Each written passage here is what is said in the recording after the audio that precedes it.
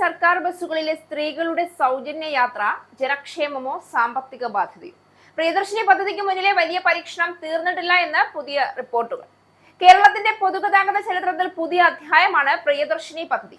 സ്ത്രീകൾക്കും ട്രാൻസ്ജെൻഡർ വിഭാഗത്തിനും KSRTCയുടെ ഓർഡിനറി സർവീസുകളിൽ സൗജന്യ യാത്ര അനുവദിച്ച സർക്കാർ തീരുമാനം സാമൂഹികമായി വലിയ സ്വീകാര്യത നേടുമ്പോൾ സാമ്പത്തികമായും ഭരണപരമായും അതിനു മുന്നിൽ നിരവധി വെല്ലുവിളികളും ഉയരുകയാണ്. പ്രിയദർശിനി സൗജന്യ യാത്രാ പദ്ധതി നിലവിൽ വന്നപ്പോൾ KSRTC തൊഴിലാളികൾക്ക് ജോലിഭാരം കൂടിയെന്നും പരാതി ഉയരുന്നുണ്ട്. എന്നാൽ ജോലിഭാരം കൂടിയെങ്കിലും സീറോ ടിക്കറ്റിനും കളക്ഷൻ ബത്ത കിട്ടുമെന്നാണ് സർക്കാർ പറയുന്നത്. ദിവസം 150 മുതൽ 200 രൂപ ലഭിച്ചിരുന്നവർക്ക് ഇപ്പോൾ 300 രൂപ വരെയാണ് ബത്ത.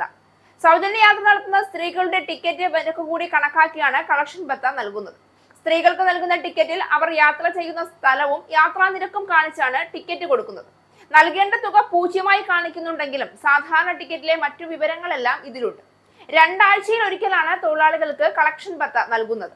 പദ്ധതി തുടങ്ങിയ ശേഷമുള്ള ബത്ത അക്കൗണ്ടിൽ എത്തിയിട്ടില്ല. ആകെ കളക്ഷൻ 14,000 രൂപയ്ക്ക് മുകളിലായാൽ ഡ്രൈവർക്കും കണ്ടക്ടർക്കും 1% വീതമാണ് ബത്ത. കൊല്ലം, പത്തനംതിട്ട പോലുള്ള പ്രധാന ചെയിൻ സർവീസുകളിൽ പ്രതിദിന കളക്ഷൻ 30,000-ലേക്ക് ഉയർന്നിട്ടുണ്ടെന്ന് റിപ്പോർട്ടുകളുണ്ട്.